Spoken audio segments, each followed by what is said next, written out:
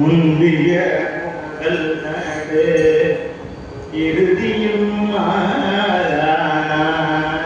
முந்திய முதல் நடு இறுதியும் மாறானாய். மூவரும் அறிய யாவரறிவார். பந்தனை விரலியும் நீயும் நின்றடியார். பந்தனை விரலியும் நீயும் நின்றடியார். பழமுடி தோறும் எழுந்தருளிய பரணே. செந்தழல் கூரை தீரு மேனியும் காட்டி. செந்தழல் கூரை தீரு மேனியும் காட்டி. திருப்பெருந்துறை உரை கோயிலும் காட்டி.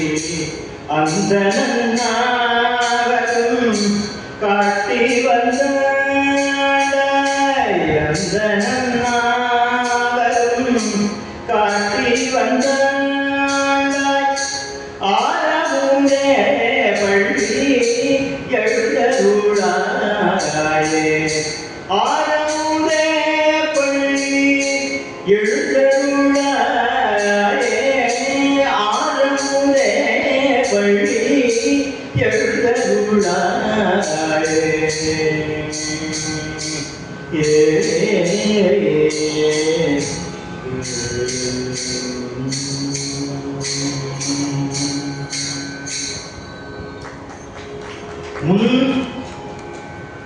முந்திய முதல் நடு இறுதியும் ஆனாய். முந்திய முதல் நடு இறுதியும் ஆனாய். மூவரும் அறிய யாவர் மற்றறிவார். அப்படிங்கும்போது என்னன்னு கேட்டீங்கன்னா, மணிவாசகருடைய நிலைப்பாடு என்னவா இருக்குன்னா ரொம்ப ஆச்சரியமா பாக்குறாரு. இது வந்து ஆச்சரிய நிலை. 5 வகை நிலையா அந்த பாட்டை பிரிக்கிறேன்.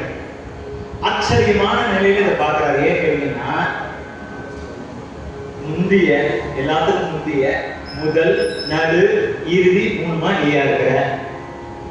மூவருமே அறியல, ஏனையோரும் அறியல, வேற யாருக்கும் அறிய முடியும். அப்பேற்பட்ட ஆனார்கேதி அப்படின்னு ரொம்ப ஆச்சரியமா போச்சு. இந்த 2 வரையும் என்ன சொல்றதுன்னா ஆச்சரியத்தை சொல்றது. இப்பேற்பட்ட ஆள் எனக்காக திருப்பெருந்துறையில வந்திருக்காப்பா அப்படிங்கும்போது இந்த முதல் 2 வரியில அந்த ஆச்சரியத்தை படத்தினுடைய வெளிப்படுத்துற. இந்திய முதல் நடு உறுதியும் ஆனாய். மூவரும் அறியல யார் தேவர்கள் இருக்கிறார் யாருமே அறிய முடியல. யாவர் மற்றறிவர் வேற யாராலப்பா அறிய முடியும். அப்பேற்பட்ட நீ அப்படிங்கிற போது அந்த ஆச்சரியம். பந்தனை விரலியும் நீயும் நின் அடியா. பழங்குடி தோறும் எழுந்தருளிய பரணி அப்படின்னு 2வது வரியில சொல்லும் பொழுது அப்படியே நன்றி உணர்வு, கிராட்டிடியூட் அப்படியே பெருகி உலகாங்கிதமா ஆரம்பிலை. எப்படி கிராட்டிடியூட் வரும்னு கேட்டீங்கன்னா, பழங்குடியில் அவர் பெரிய மாட மாளிகை கோபுரத்துக்கு போற பழங்குடியில் போறார் அப்படிங்கிற நிலையை சொல்றாரு. பழங்குடில் தோறும் எழுந்தருளிய பரணி அப்படிங்கிற பெரிய பேலஸ்க்கு போல, ராஜாவை பார்க்கல, பெரிய ஊர்ல பெரிய வீடு வச்சிருவன் நோக்கி போல, படமுடமா அபிஷேகம் பண்றவனை நோக்கி போல, கோவில் கட்டுறவனை நோக்கி போல, ஓரமா ஒண்ணுமே தெரியாம உன்னையே என்னாலும் இதயத்தை சுமந்துட்டு ஒரு சிறிய குடியில இருக்கிறவனை நோக்கி போறையேப்பா அப்படிங்கும்போது அந்த தன்மையில மணிவாசகர் இருந்ததுனால அவருக்கு அந்த நன்றியுணர்வு அப்படியே பொங்கிச்சு. அடுத்த 2 வரி இது வந்து வெறும் நிலைப்பாட மட்டும் சொல்றேன். என்ன மனநிலையில இந்த வரிகளை அவர் சொல்லி இருப்பார் அப்படிங்கிறது ஒரு பார்வை. இந்த 6 வரியுமே ஒரே மனநிலை இல்லைன்னா வெவ்வேறு மனநிலை. முதல் 2 வரியில ஒரு மனநிலை வியப்பு, 2வது 2 மனநிலையில கிராட்டிடியூட் நன்றி உணர்வு. அப்பா பழங்குடில் தோறும் எழுந்தருளிய பரணி அப்படிங்கிறார். அடுத்ததுல செந்தழல் புரைதிரு மேனியும் ரொம்ப அனுபவிக்க வேண்டிய ரொம்ப முக்கியமான சூட்சமமான ஒரு ஆன்மீக ஒரு ரகசியத்துல இதை சொல்ற. ஒரு ஆன்மீக அனுபவம் ஒரு மனிதனுக்கு ஏற்பட்டால் எதெல்லாம் காட்டப்படும்னு ரொம்ப குறிப்பா சொல்றார். அதையும் என்ன கேட்டீங்கன்னா, நான் சொல்லியிருக்கேன், ஒரு மணிவாசகரோட ஒரு சொல்ல ஒரு கேப்சூல், அதை உள்ள போய் அப்படி டக்குன்னு டச் பண்ணி விட்டா ஒரு பெரிய ஒரு புத்தகம் தெரியும். இந்த காட்டுங்கிற 3 வார்த்தையை பற்றி ஒரு 3 வருஷம் பேசலாம். அவ்வளவு விஷயங்களை உள்ளடக்கிய பேக்கெட் தான் அதை சொல்றாரு. அதுல என்ன சொல்றாருன்னா, செந்தழல் குறைத்திரு மேனியும் காட்டி திருப்பெருந்துறையுரை கோயிலும் காட்டி அந்தணன் ஆவதும் காட்டி, அப்படி 3 காட்டி சொல்றாரு. எந்த 3? முதல்ல என்ன சொல்றாருன்னா, இவ்வளோ பேர் இருக்கா, முன்னாடி சொன்ன மாதிரி இன்னிசை வீணையர் யாழினர் ஒருபால், திருக்கொடு தோத்திரம் இயம்பினர் ஒருபால், துண்ணிய பிணைமர கையினர் ஒருபால், தொழுகையர் அழுகையர் தோல்கையர் ஒருபால், சென்னியில் அந்நியில் கூப்பினர் ஒருபால், அப்படின்னு சொல்லி 5 வகையா அடிப்பார் அடியார் பெருமக்கள். இப்ப அடியார் பெருமக்களை விட்டுட்டு அங்க போயிட்டார். எங்க போனார்? முந்திய முதல் நடு இறுதி மானா, எல்லாத்துக்கும் ஆரம்பம் நடுவுல இறுதி எல்லாம் நீதான் இருக்க. அதுவும் சொல்ற முந்திய, இந்த 3க்கும் முந்தியாவும் இருக்க நீ என்ன மூவரும் அறியல. இந்த உலகத்துல எல்லாரும் நினைச்சிட்டு இருக்கா அந்த மூவராலதான் உலக சிருஷ்டி ஸ்ரீ சம்ஹாரம் 3 நடக்கிறது. இந்த மூவருமே அறியலப்பா, இந்த மூவருமே ஒன்னும் அறிய முடியல, அறியல அப்படின்னு முதல்ல 2 சொல்லியிருந்தார். அயன்மால் தேடி 2 சொன்னவர் பண்ண சொல்லிட்டாரு. அந்த லிஸ்ட்ல வந்து இவரையும் சேர்த்துட்டார், ருத்ரனையும் சேர்த்துட்டார். இது ஏன் 2 சொல்றார் 3 சொல்றாரு அப்படிங்கிறதுக்கு ஒரு காரணம் இருக்கு. அவளுக்கு அகங்காரம் இருந்து அவ நாங்க போய் பார்க்கணும்னு போனா அந்த வேலையை இவர் செய்யல. அதனால 2 தனியா பிரிஞ்சது, இவர் தனியா இருக்காரு. அவ ஒருத்தர் மேல் நோக்கி போனா, ஒருத்தர் கீழே நோக்கி போனா, அந்த வேலையை இவர் செய்யல. ஏன்னா இவர் சம்ஹார மூர்த்தியா இருக்கிறதுனால. அப்ப நிறைய இடங்கள்ல மாலையும் தேடின்னு வரும். 2 பேரும் தேடின வேலையை செய்யறார். இருந்தாலும் இவருக்கும் தெரியாது, யாருக்கு ருத்ரனுக்கும் தெரியாதுப்பா ஒண்ணு அப்படின்னு சொல்லி மூவரும் அறியா அப்படின்னு 3வது ஒரு ஆளையும் லிஸ்ட்ல சேர்க்கிறாரு. ரொம்ப அற்புதமான இடம். இது வரைக்கும் யார் பாடுறா, 365 கூட்டம் பாடுறது, அவள்னா கைலாயத்துக்கு முன்னாடி பாடி உன்னுடைய தரிசனத்துக்காக காத்துட்டு இருக்கா. அவளுக்கு தரிசனம் காட்டல. அடுத்தது இந்த 3 பேர்ல 2 பேர் அடிக்கடி சொன்னோம். ஏன்னா அவ தேடினா எனக்கு தெரியுங்கிற அகம்பாவத்துல இருந்தா ஒருத்தர், நான் கண்டுபிடிச்சிருவேன், நான் கீழே போய் கண்டுபிடிச்சிருவேன். 2 பேரும் அகம்பாவத்துல இருந்தா, அதனால உன்னுடைய சாபத்துக்கு ஆளானார்கள் 2 பேரும். இதுலேயும் தப்பிச்ச ஒருத்தர் இருந்தார், ருத்ரன். அவருக்கா தெரியுமானா மூவரும் அறிகிறர் அப்படின்னு சொல்லி அவரையும் இந்த லிஸ்ட்ல சேர்க்கிறார். கடைசியா சேர்த்துட்டு யாவருமே சரிங்க, யாராலப்பா நான் அறிய முடியும் அப்படின்னு ஆச்சரியமா பார்த்துட்டு, எனக்காக நீங்க வந்து உட்கார்ந்துட்டேப்பா எங்க அப்படின்னா, எவ்வளவு பெரிய பாக்கியம், எவ்வளவு எளியவன் இறைவன். இறைவன் யாருக்காக வந்து உட்கார்ந்துருக்காங்கிறத சொல்றேன். பந்தனை விரலியும் நீயும் அப்படின்னா அம்பாள், நீயும்னா சுவாமி அப்படிங்கிறது முதல் சப்ஜா வச்சிருக்கிறது திருவம்பாவையில. சுவாமி நம்மளதான் தேடி வரும்னு சொல்றது திருப்பெருந்துறையில. நான் ரொம்ப கொஞ்சம் டீட்டெயிலா பேசுறேன், கொஞ்சம் கடைசியில டைம் கிடைச்சுன்னா. திருவம்பாவைக்கும் திருப்பள்ளி எழுச்சிக்கும் பெரிய வித்தியாசம் இருக்கு. காலையில நம்ம எழுதுக்கணும், நம்ம போய் சுவாமியை பார்க்கணும், இதெல்லாம் திருவம்பாவையில் நடக்கும். திருப்பள்ளி எழுச்சியில சுவாமி உள்ள ஆத்மாவை எழுப்பிடுவார், நம்மளை நோக்கி அவர் வருவார். இது 2க்கும் வித்தியாசம். அதுல என்ன கேட்டீங்கன்னா, சுவாமி நமக்கு அருள் புரியணும்னு நினைச்சா நம்ம வீடு தேடிதான் அவர் வருவாரே தவிர அவரை நம்ம போய் தேடி கண்டுபிடிக்க முடியாதுன்ற ரகசியத்தை மணிவாசகர் சொல்றாரு. இடத்துல திருவம்பாவையில ஒரு விதமா சொல்றார், திருப்பள்ளி எழுச்சியில ஒரு விதமா சொல்றாரு. அது இங்க பழங்குடியில் தோறும் எழுந்தருடைய பரணே. அந்த பழங்குடில் அப்படிங்கிறதுக்கு ஒரு அண்டர்லைன் பண்ணணும். ஏன் பழங்குடில் அப்படின்னு போட்டாங்கன்னா அதுக்கு பின்னாடி ரொம்ப டீட்டெயிலா விளக்கணும்.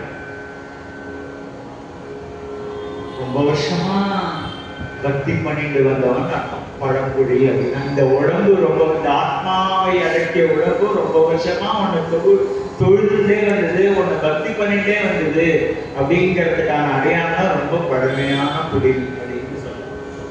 எப்படி சொல்றேன்னா, இன்னொரு விஷயமா சொல்லலாம், 3000 வருஷம் பழமையான கோவில் சொல்றாங்கல்ல, இல்ல அந்த மாதிரி ஒரு புண்ணியமான கோயிலா இருக்கணும். அதுதான் அடுத்தது. அந்த நன்னாவதும் காட்டி வந்தாண்டாய். அப்படிங்கிறது என்ன கேட்டேன்னா, அந்தணன் என்பவன் அறவோன் அப்படின்னு சொல்லியிருக்கு. அறம் ஈவது, அன்பு செலுத்துவது, ஈகை, பக்குவம், இதெல்லாம் உனக்குள்ள வந்துருச்சுன்னா என்ன கேட்டீங்கன்னா உள்ளுக்குள்ள இருக்கிற இருள் போயிடும். இதனால நமக்கு அவருக்கு கிடைத்த நிலைப்பாடு என்னன்னு கேட்டீங்கன்னா சரணாகதி. நீ ஒருவர் தான் தலைவன், உன்னை என்று நான் வேற யாரையும் நான் தொழ மாட்டேன் அப்படின்னு படாத கால விழா இல்லையா. ஸோ இந்த 4வது நிலைப்பாடு அவருக்கு சரணாகதி அப்படிங்கிற ஒரு நிலைப்பாடு. ஃபர்ஸ்ட் நம்ம அவரோட மனநிலையை கேப்சர் பண்ணோம். தென் we have to go into detail. அடுத்ததாக ஆரமுடைய பள்ளி எழுந்தருளாயே அப்படின்னு சொல்றாரு. ஆரமுதே அப்படின்னா அர்த்தம் கேட்டீங்கன்னா, வாழ்க்கையில உலகத்துல எதை சாப்பிட்டாலும், எதை நம்ம ஆசையா நம்ம எது வாழ்க்கையோட லட்சியமா செஞ்சாலும் ஒரு நாள் இல்ல ஒரு நாள் அது மேல நமக்கு ஒரு விரக்தி வரும். அது பிடிக்காம போயிடும்.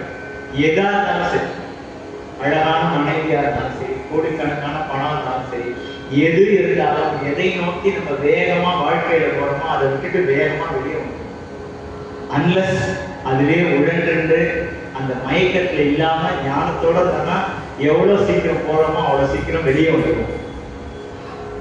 அதிலிருந்து வெளியே வர முடியாம எப்பொழுதும் ஆனந்த நிலை, சதானந்த நிலை, சிவானந்த நிலையிலேயே அந்த என்றும் திகைட்டாத இன்பம்னு சொல்லுவாங்க. திகைட்டவே திகட்டாத. அதாவதுன்னா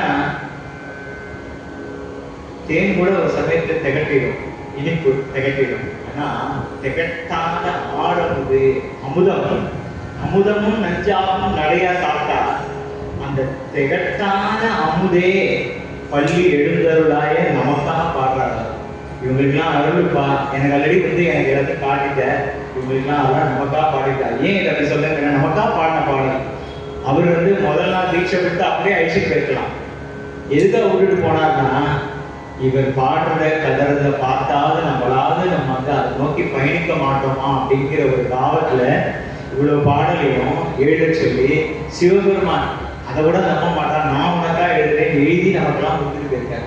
இதை விட நமக்கு ஒரு பெரிய பைபிள் பகவத்கீதைலாம் வேண்டாம். ஏன்னா அதை புரிஞ்சுக்கிறது கஷ்டம்.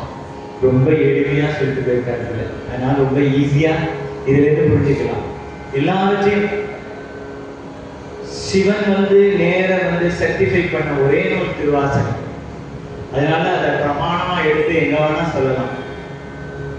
அப்பேற்பட்ட நூல்ல இந்த 8வது பாடல்ல அவருடைய மனநிலை 5 விதமா இருக்குங்கிறத ஃபர்ஸ்ட் மணிவாசகருடைய மனநிலை. ஒண்ணு வியப்பில் 2 வரியில வியப்பை காட்டுறார். அடுத்த 2 வரியில நன்றி உணர்வு கிராட்டிடியூட காட்டுறார். அடுத்த 2 வரியில இந்த மிஸ்டிக் ரிமெம்பரன்ஸ் சொல்றார். காட்டின்றது என்ன கேட்டீங்கன்னா, அந்த இறை அனுபவத்தினுடைய ஞாபகம் இருக்குல்ல. அவர் திருவடி தீட்சை கொடுத்து மனித ரூபத்துல அவர் கொடுத்த தீட்சையுடைய ஒரு அனுபவம் எனக்கு காட்டினே 3 தடவை காட்டதா சொல்றது the remembrance of his experience. அவரோட அனுபவ நிலையோட ஞாபகத்தை வச்சு அதை நினைச்சு பார்க்கிறார். அடுத்தது தன்னுடைய சரணாகதியை முழுமையா வெளிப்படுத்துகிறார் அவர்கிட்ட. ஏன்னா இறைவன்கிட்ட போறதுக்கு முதல் தகுதி சரணாகதி. அடுத்தது பேரானந்தத்தை அடைய அவருடைய ஏக்க நிலை. இந்த 5 நிலையில இந்த பாடல்களை பாட மணிவாசகன்னு பார்த்தோம்னா, ஜென்ரலா பார்த்தோம்னா ஒரு ஆத்மா அப்படின்னு எடுக்கிறதுனா, அருளால் ஆளப்பட்ட ஆன்மா எப்படி பரவச நிலையில அந்த அனுபவத்தை வெளிப்படுத்துமோ இந்த ஒரு பாடல் வெளிப்படுத்தும். வியப்பை வெளிப்படுத்து. இவ்வளோ பேருக்கு நீ எனக்கு காட்சி தரல, எனக்கு காட்சி தெரியப்பா அப்படிங்கிறது வியப்பு. எப்படி காட்சி தந்த அப்படின்னு சொல்ற, காட்டி காட்டி காட்டின்னு சொல்ற. அடுத்தது சரணாகதியை சொல்ற. அப்புறம் இந்த பேரானந்தம் எல்லாருக்கும் கிடைக்கணும்பா அப்படிங்கிற ஏக்கணத்துல என்ன சொல்றாரு, எழுந்து அருளாயே எனக்காக அருள்பா அப்படிங்கிற. இதுல அவர் இறைவனை பற்றி பேசினாரா? பேசவில்லை, இறைவனோடு பேசினார். என்ன செஞ்சிருக்காரு? இறைவனை பற்றி பேசவில்லை, இறைவனோடு பேசினார். இறைவனை தேடவே இல்லை அவர். இறைவன் அவரை தேடினார். அப்புறம் அந்த இறைவன் தேடி அருளுக்கு ஆட்கொள்ளப்பட்டதால் அந்த அருளை நினைத்து உருகினார். அவர் ஒரு நாளும் இறைவனை எழுப்பல. அவர் உள்ள போது இறைவன் இவரை எழுப்புறார். என்ன வித்தியாசம் பார்க்கணும். அந்த சிவானந்த அனுபவம் உள்ள நோக்கி இந்த ஆத்மா எழுந்த உடனே ஏற்படுற சிவானந்த அனுபவம் இருக்கு இல்லையா, அத நினைச்சு நினைச்சு ஏங்கி ஏங்கி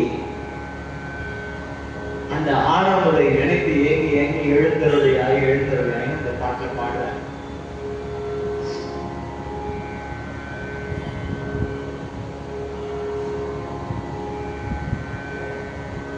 முதல் 2 வரியில பரம்பொருளின் மகிமை என்ன அப்படிங்கிறத கண்டு ரொம்ப வியப்படைகிற. அருளை நினைத்து அடுத்த 2 வரியில அவனுடைய அருளை நினைத்து நன்றி உணர்வால் உருகுகிறார். கண்ட காட்சியை அனுபவிக்க மீண்டும் மீண்டும் அனுபவிக்க துடிக்கிறார். தன்னுடைய மனம் முழுமையாக, தன்னுடைய மனத்தை முழுமையாக இறைவனிடத்தில் சரணடைய வைக்கிறார். திகட்டாத ஆரம்பத்தை மீண்டும் மீண்டும் தருக அவர் மனம் இயங்குகின்றது, அதை வெளிப்படுத்துகிறார். இது இந்த 6 வரிகள் நமக்கு அவருடைய முதல்ல நிலைப்பாடு, அவருடைய உணர்வு நிலை என்ன, நிலைப்பாடு, அவருடைய உணர்வு நிலை ரெண்டையும் சொல்லிட்டு ஒரு வரியா நம்ம டீட்டெயிலாக போவோம். முந்திய முதல் நடு இறுதியும் ஆனார். உலகம் தோன்றுவதற்கு முன்னாக சிருஷ்டி ஸ்திதி சம்ஹாரம் அப்படின்னு சொல்லுவாங்க. உலகத்தினுடைய படைப்பு சிருஷ்டி, ஸ்திதி என்றால் நிலைப்பாடு, சம்ஹாரம் என்றால் உலகத்தை அழித்தல்.